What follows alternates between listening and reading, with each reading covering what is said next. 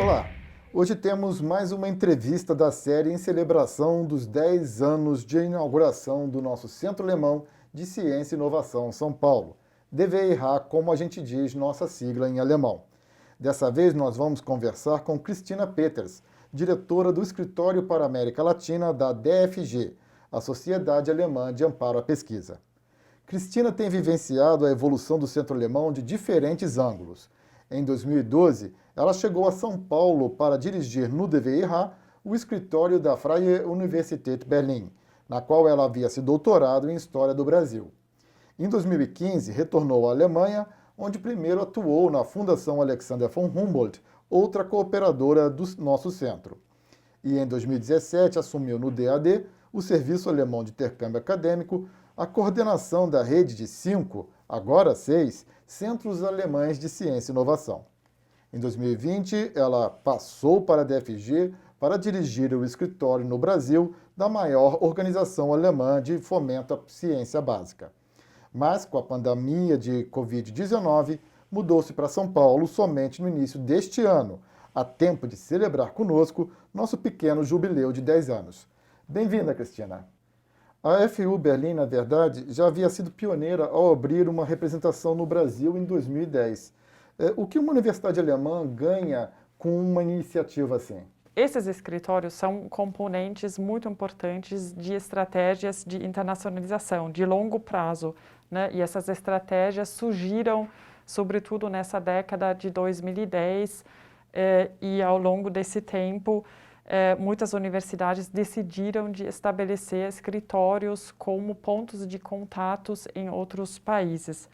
Eu acho que esses escritórios são compromissos com esse interesse contínuo, né, na cooperação com um país anfitrião, por assim dizer, e os objetivos podem ser bem diferentes, né? Podem ser tanto com um foco para o intercâmbio acadêmico ou um foco mais a iniciar colaborações de pesquisa, mas o importante é que eles são muito importantes em disseminar informações, né, receber informações desses países e disseminar das instituições e também sendo primeiros contatos para a comunidade científica desse país. Bem, você chegou em 2012, nós tínhamos um certo momento aqui na nossa ciência brasileira e agora você voltou a 2022.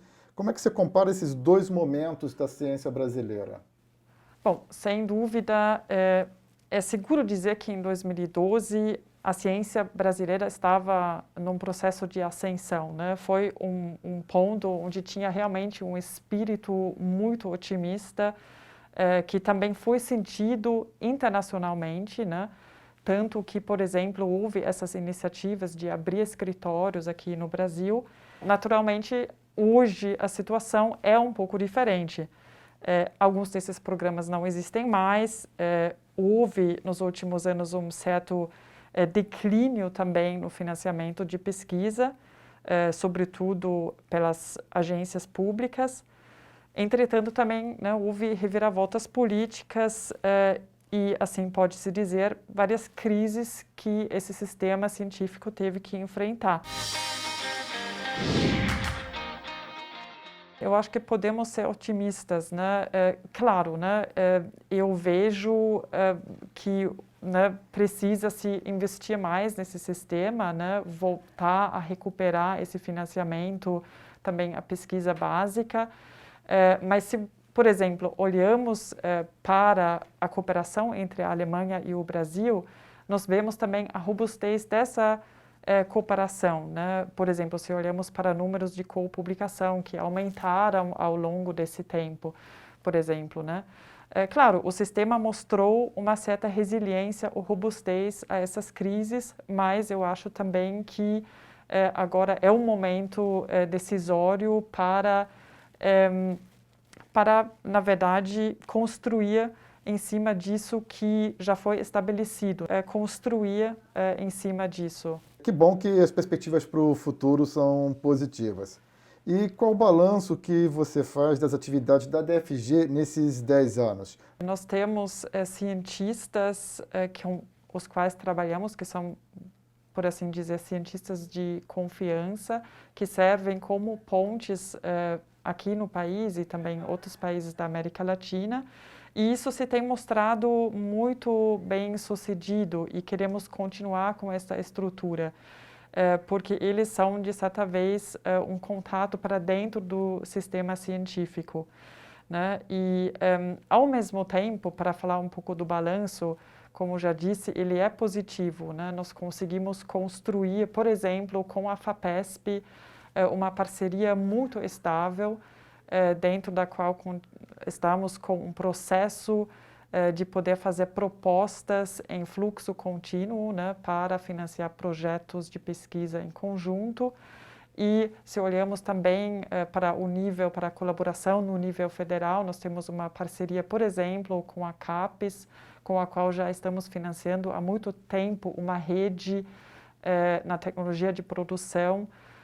E realmente essa rede é impressionante porque é uma rede de mais do que 30 universidades da Alemanha e do Brasil que já formaram várias gerações, né, de doutorandos, por exemplo, que depois continuam cooperando, né? A DFG, né, não trabalha apenas com o Brasil, mas também com a América Latina, né? Como é que você vê essa situação brasileira dentro do contexto latino-americano? Como é a atividade, com quais países vocês cooperam mais aqui na América Latina? A DFG financia projetos em todos os países ou com todos os países latino-americanos, mas nós temos algumas cooperações prioritárias no momento, são Argentina, Chile, México, Costa Rica, né? São países onde tem um financiamento sistemático e mais estratégico de pesquisa, né, que foi construído nas últimas décadas e onde também, o que é sempre importante para a DFG,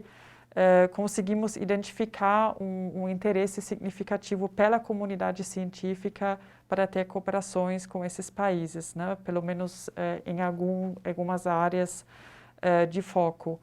Bem, vamos voltar a falar agora de você e do DVIH. Você teve o privilégio de, até agora, ter participado da evolução do Centro Alemão como representante de uma universidade, como coordenadora de toda a rede DVIH e diretora de uma das mais importantes agências de fomento da Alemanha. Que balanço você faz desses 10 anos do DVIH São Paulo?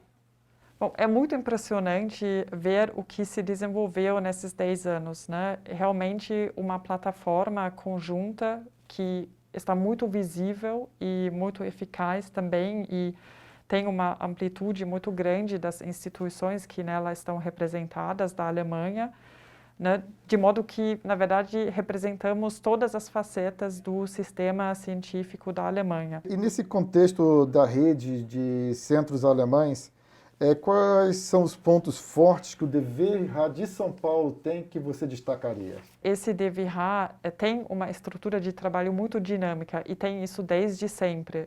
Isso é uma coisa que se desenvolveu organicamente com, por exemplo, estruturas como reuniões muito regulares, muitos eventos, muitas atividades que foram desenvolvidas em conjunto e que continuam na programação desde então até agora, porque são muito bem sucedidas.